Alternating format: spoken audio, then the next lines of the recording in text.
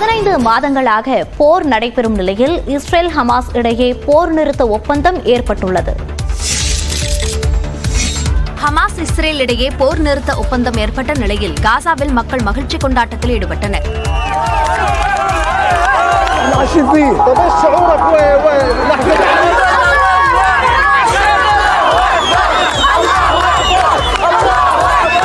இதேபோன்று இஸ்ரேல் நாட்டின் Tel Aviv நகரில் மக்கள் கொண்டாட்டத்தில் ஈடுபட்டனர்.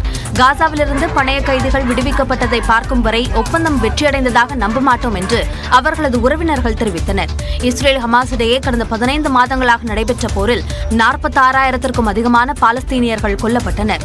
லட்சக்கணக்கான மக்கள் அகதிகளாக தஞ்சம் புகுந்தனர். தற்போது போர் முடிவுக்கு வந்துள்ளதால் காசாவில் நிவாரணம் மற்றும் புனரமைப்பு பணிகள் முடுக்கிவிடப்படும் என்று எதிர்பார்க்கப்படுகிறது.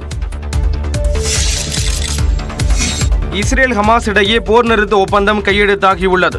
கடந்த 2023ஆம் ஆண்டு அக்டோபர் 7ஆம் தேதி இஸ்ரேலுக்குள் புகுந்து நூற்றுக்கணக்கானோரை பிணை கைதிகளாக ஹமாஸ் ஆயுத குழுவினர் பிடித்துச் சென்றனர். இதைத் தொடர்ந்து காசா மீது இஸ்ரேல் வான்வழியாகவும் தரை வழியாகவும் தாக்குதலை தொடர்ந்து வந்தது.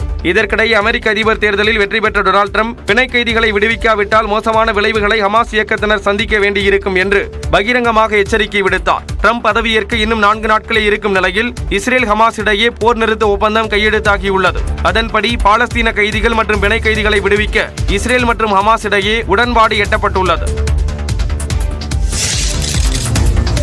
இஸ்ரேல் ஹமாஸ் இடையேயான போர் நிறுத்த ஒப்பந்தம் பிணை கைதிகள் அனைவரையும் மீட்பதற்கு சரியான நடவடிக்கை என்று இஸ்ரேல் அதிபர் ஐசக் ஹெர்சாக் தெரிவித்துள்ளார். போர் நிறுத்த ஒப்பந்தம் குறித்து நாட்டு மக்களிடையே உரையாற்றிய அவர் இந்த ஒப்பந்தத்திற்கு ஆதரவாக வாக்களிக்கும்படி பெஞ்சமின் நெத்தன்யாகு அரசை கேட்டுக் கொண்டார். அடுத்த 6 வாரங்களுக்கு போர் நிறுத்தம் அமலில் இருக்கும் என்றும் அதற்குள் போர் நிறுத்தத்திற்கு நிரந்தர தீர்வு காணப்படும் என்றும் அமெரிக்க அதிபர் ஜோ பைடன் தெரிவித்துள்ளார். Was developed and negotiated under my administration, but its terms will be implemented for the most part by the next administration. In these past few days, we've been speaking as one team, but as I prepare to leave office, our friends are strong, our enemies are weak, and there's a genuine opportunities for a new future. இந்த முக்கியத்துவம் வாய்ந்த போர் நிறுத்த ஒப்பந்தம் நவம்பரில் தாம் பெற்ற வரலாற்று வெற்றியின் விளைவாக மட்டுமே நடந்திருப்பதாக கூறியுள்ள ட்ரம்ப் மத்திய கிழக்கில் உள்ள பிணை கைதிகள் விரைவில் விடுவிக்கப்படுவார்கள் என்றும் நம்பிக்கை தெரிவித்துள்ளார்.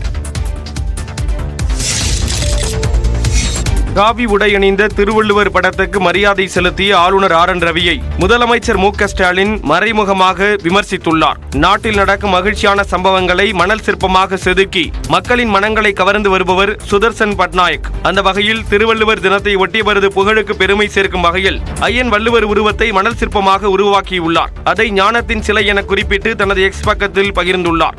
இதனை மேற்கோள் காட்டி பாராட்டியுள்ள தமிழ்நாடு முதலமைச்சர் மு.க. ஸ்டாலின் சிறுமதியாளர்கள் சுருக்க நினைத்தாலும் பேரறிவால் பொழிகிறார் ஐயன் வள்ளுவர் என குறிப்பிட்டுள்ளார். மேலிருந்தும் மேலல்லார் மேலல்லர், கீழிருந்தும் கீழல்லார் கீழல்லவர் என்ற குரலையும் தனது எக்ஸ் பக்கத்தில் பதிவிட்டுள்ளார். காவி உடையணிந்த திருவள்ளுவர் படத்துக்கு ஆளுநர் ரவி மரியாதை செலுத்திய நிலையில் முதலமைச்சர் மு.க. ஸ்டாலின் மறைமுகமாக விமர்சித்துள்ளது குறிப்பிடத்தக்கது.